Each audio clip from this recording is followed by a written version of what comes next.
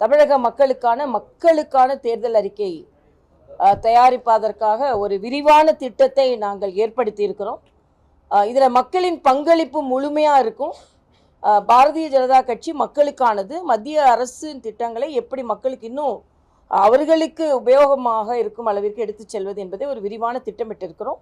அதற்கான ஆரம்ப விழா நடக்கும். அப்போ உங்களெல்லாம் கூப்பிட்டு எப்படி நாங்கள் இதை கொண்டு செல்ல போகிறோம் என்பதை நாங்கள் சொல்கிறோம். இதை மக்களுக்கு எப்படி இதை செயலாற்ற முடியும் என்பதை நாங்கள் தெளிவாக சொல்லுகின்ற ஒரு அறிக்கையாக இருக்கும்.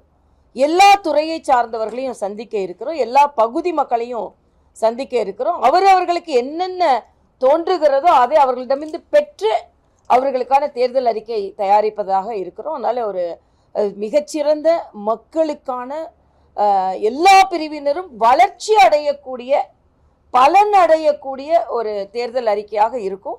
இந்த தேர்தல் அறிக்கை ஆட்சிக்கு வந்த பின்பு எந்த அளவிற்கு மக்களின் வளர்ச்சியில் பங்கு பெறும் என்பதையும் நீங்கள்லாம் பார்க்க தான் போகிறீங்க.